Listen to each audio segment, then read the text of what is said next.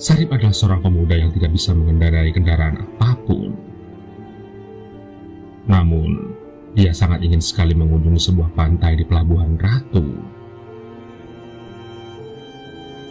Sarip membicarakan hal itu kepadaku, dan aku dengan senang hati menyanggupi keinginannya karena aku dari dahulu ingin sekali ke sana namun justru tidak memiliki teman.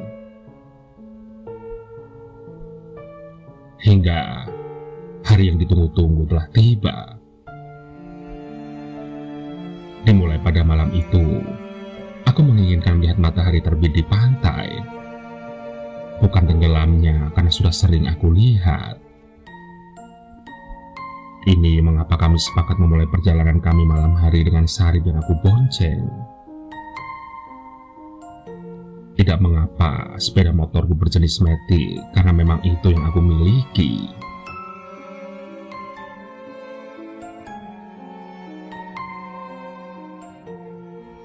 Perjalanan menuju Pelabuhan Ratu diarahkan oleh Max menuju Cikadang yang sudah terkenal angker, gelap, serta rawan begal, terutama di kawasan kebun sawit.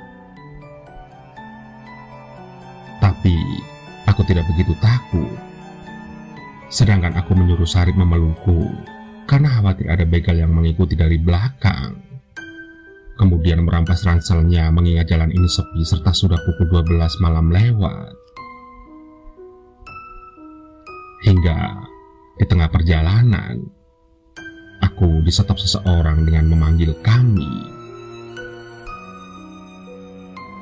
Aku yakin bukan begal, karena area kebun kelapa sawit tahap pertama sudah kami lewati, dan ada warung-warung 24 jam yang berjaga. Dia adalah seorang bapak, lebih tepatnya adalah sebuah penjaga warung. Aku berpikiran positif bahwa dia tidak ada hubungannya dengan begal.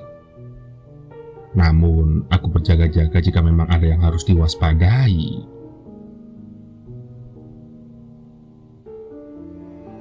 Gimana? Kamu ingin istirahat sebentar? Tanyaku kepada Sari. Dia setuju. Jadilah kami memesan kopi susu hangat, karena memang udara yang dapat dikatakan cukup dingin. Setelah itu si bapak keluar dari ruangannya dan menghampiri kami. Mohon maaf, tadi saya memberhentikan kalian secara tiba-tiba. Ucapnya diwarnai dengan desahan. Ada apa, Pak? Kenapa Bapak terlihat khawatir seperti itu? Tanyaku kembali. Untung kalian berhenti. Kebetulan aku sedang melihat kalian yang sepertinya bukan orang sini. Apa boleh aku menceritakan sesuatu? Kata si bapak. Aku dan Sari mengangguk.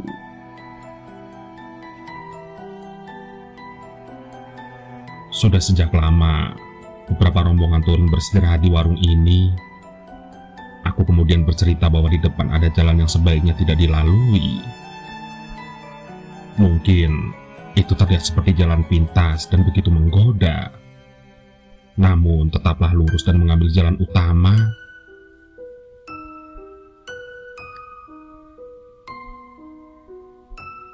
Aku sudah lelah membaca berita mengenai rombongan hilang di daerah ini karena mereka tidak mendengarkan aku. Dan kebanyakan adalah rombongan touring malam seperti kalian ini. Tidak ada yang keluar dengan selamat kecuali sedikit. Aku bahkan tidak tahu apa yang ada di dalam sana.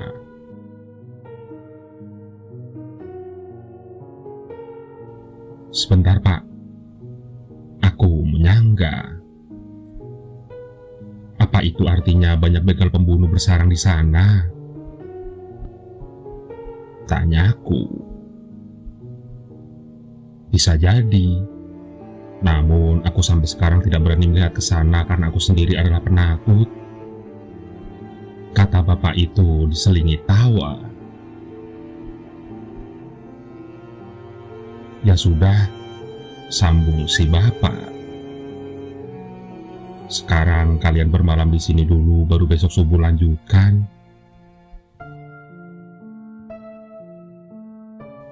Ngomong-ngomong, kalian ingin ke Celetu apa ke Pelabuhan Ratu? Pelabuhan Ratu, Pak, jawab kami serempak. Oh, sudah dekat kok. Kalau begitu tidurlah dulu. Si bapak kemudian meninggalkan kami dan kami mulai tidur di alas bambu yang memang telah disediakan. Hanya diterangi dengan lampu pijar kuning dan air toilet yang sangat dingin, serta suara jangkrik yang membuat melodi malam jadi khas. Diiringi suara kendaraan yang sesekali lewat menembus kegelapan, mimpi kami dimulai. Menjelang subuh, kira-kira pukul 3:30 pagi, aku terbangun. Aku begitu menggebu-gebu untuk melanjutkan perjalanan dan kunyalakan mesin kendaraanku. Aku kemudian memanggil Sarip dengan mulut berasap karena dinginnya, dan dia kemudian menghampiriku serta mulai naik kendaraanku. Dan perjalanan kami dimulai kembali.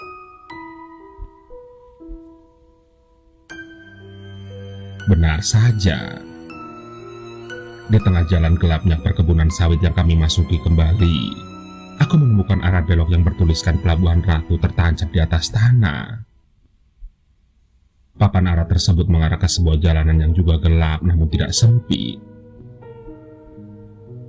Aku menjadi semakin penasaran dan abai dengan peringatan si bapak penjaga warung. Masalah begal, aku sudah bersabuk hitam. Aku pun tidak lupa dengan pisau yang aku taruh di kantung depan di sepeda motorku. Kami mulai masuk ke jalan tersebut dan turun dengan sedikit pelan. Semakin jauh, aku baru sadar bahwa itu bukanlah kebun kelapa sawit lagi, melainkan hutan belantara dan jalanan dari aspal sudah menjadi bebatuan. Aku agak kaget dengan apa yang disorot lampu kendaraan kini. Sebuah helm full face. Aku semakin mendekat untuk meyakinkan diriku sendiri. Terlihat helm-helm semakin banyak bertebaran di jalanan. Beberapa bahkan sudah ada yang ditumbuhi lumut dan rerumputan. Aku juga menemukan berbagai macam sepeda motor sport yang sudah terbengkalai, seperti sebuah buangan yang tidak pernah dipakai oleh siapapun. Tapi tidak. Helm-helm dan kendaraan-kendaraan itu masih dalam kondisi utuh. Hanya saja bertebaran di mana-mana semakin aku masuk ke dalam jalan itu.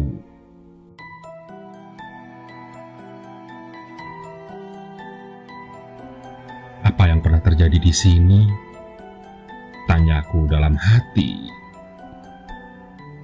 Perasaanku semakin tidak enak, dan aku pun berhenti. Lampu kendaraanku pun kini kualihkan menjadi lampu jauh. Dan apa yang aku lihat kini membuatmu tidak akan percaya. Intinya aku tidak tahu apa itu. Hanya sebuah bulatan hitam muncul dari semak-semak yang semakin lama semakin muncul ke atas. Aku tebak itu adalah sebuah kepala, karena dua lubang hitam di dalamnya yang aku tebak sebagai mata, dan sebuah mulut tanpa bibir yang sedang menganga. Aku bahkan tidak tahu di mana letak giginya. Parahnya, ada sebuah bulatan hitam lagi muncul dari semak-semak lainnya, dan ada lagi, dan ada lagi, dan ada lagi.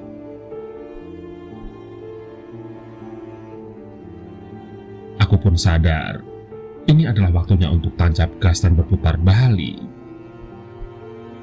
Aku pun menyuruh Sarip pegangan padaku dengan erat. Karena apapun itu, mereka mulai keluar dari semak-semak dengan badan pendek dan mengejar kami dengan melompat. Mereka tidak berlari, tapi mereka melompat-lompat dengan tangan dan kaki panjangnya. Sangat cepat, yang mungkin akan sampai di kepalamu tanpa kamu sadari sebelumnya.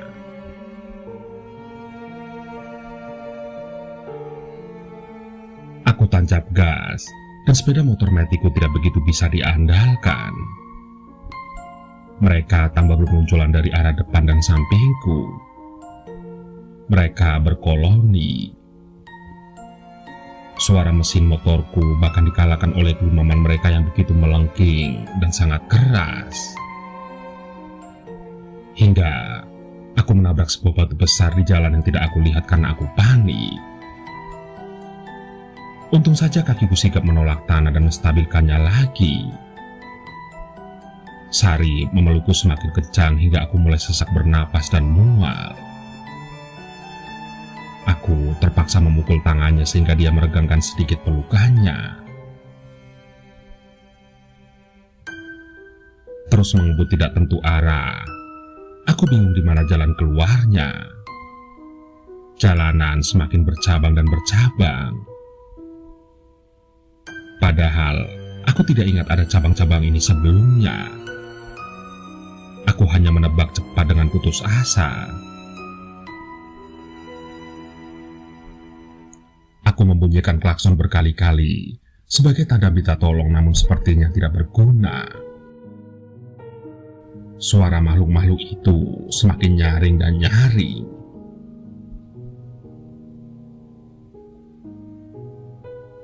Aku berdoa semoga kendaraan ini tidak mogok. Aku hanya ingin aku dan Sarip selamat. Kakiku bahkan tak henti-hentinya menolak batu ke sana sini demi menstabilkan kendaraanku yang berjalan di tengah bebatuan ini. Tanganku juga sudah lelah menjaga keseimbangan. Tapi aku harus bertahan. Kami harus selamat. Sekarang, alat bantu yang kupunya hanyalah lampu sepeda motorku.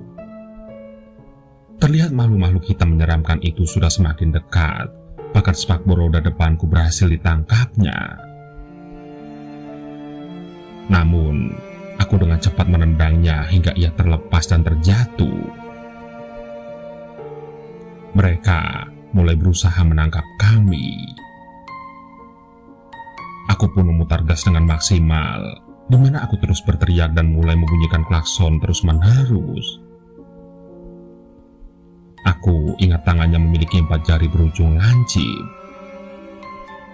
Tangan-tangan itu terus berusaha mencengkeram kepala kami. Tapi untung saja kami memakai helm.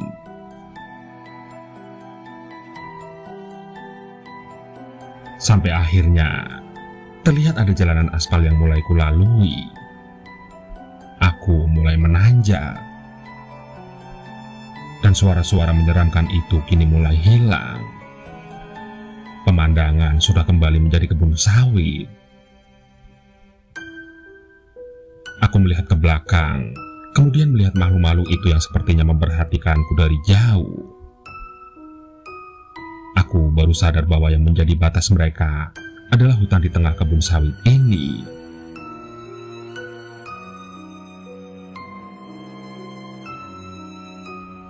Aku melihat langit sudah sedikit agak terang, dan pemandangan mulai terlihat sedikit. Dan sekarang pukul 5 lewat. Rasanya lega, seakan pengalaman buruk tadi hanya mimpi belaka. Hingga aku sadar bahwa Sarip tidak lagi aku bonceng. Aku panik. Yang ada di pikiranku adalah kembali lagi kepada si bapak penjaga warung untuk memberitahu apa yang terjadi. Dan dengan keringat yang bercucuran dan jantung yang sepertinya ingin lepas dari dadaku, aku pacu kendaraanku ke arah warung.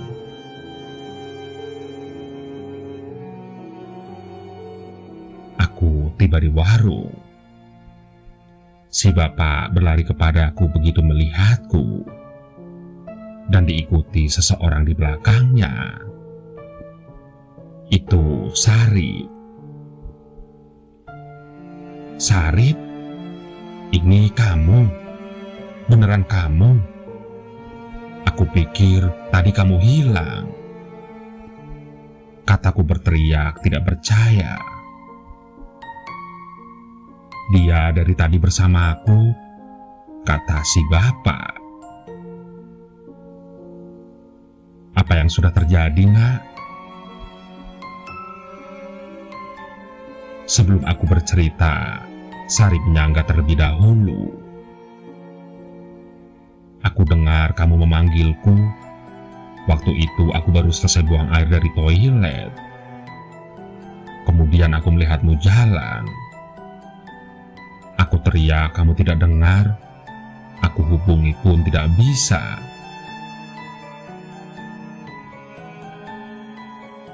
"Masa sih?" Aku menyangkal. "Kamu masih tidak percaya dengan ini? Kamu bahkan dengan santainya membonceng sebuah makhluk hitam yang aku tidak tahu apa itu," kata Sarip sambil menunjukkan sebuah foto padaku. Foto yang diambil saat aku melanjutkan perjalanan pagi tadi.